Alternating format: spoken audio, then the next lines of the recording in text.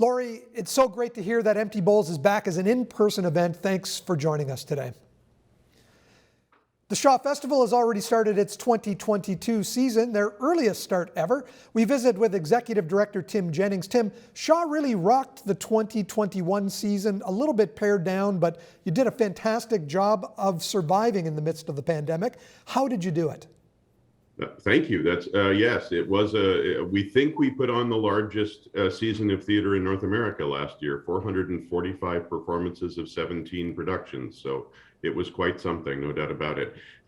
Really, I think it was just constant optimism by my staff and our creative directors, Tim Carroll, who's our artistic director, and Kimberly Rampersad, our associate artistic director. They just kept coming up with new ideas on how to keep things happening live here in person, and people seemed to respond to it really well. We had a lot of folks come down. Certainly wasn't a normal season, but you know, more than 50,000 people came down to see us. So you received an Ontario Trillium Grant Fund, $250,000. Did that help get things going the way you needed them to be?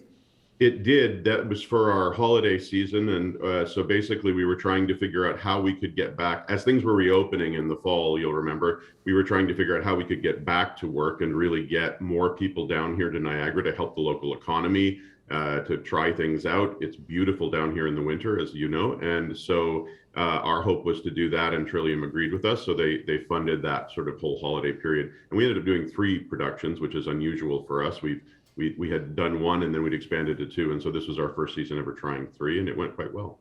How do things look financially heading into 2022? And again, you've already started this season, your earliest start ever. Why so soon this year? Well, it's our 60th anniversary, and in 2021, our annual general meeting is on March 4th. It's public and people will be able to hear all the results, but we did pretty well. I feel quite good about where we got through the year. And we kept this whole last 2 years, we've kept all 560 plus employees and artists employed throughout the whole pandemic. And we just felt like the more we could do, the more art we could produce, the better off we would be, and the better off our community would be. So that's where we've sort of landed on this. As we move into 2022, it is our largest season ever. And so as our 60th anniversary, we wanted to come back strong. We wanted to help the area. That's what we're focused on doing. The way you pivoted last year with some of the outdoor events, I'm so amazed to see that you're continuing with those, because they were so popular and really different, a lot of fun.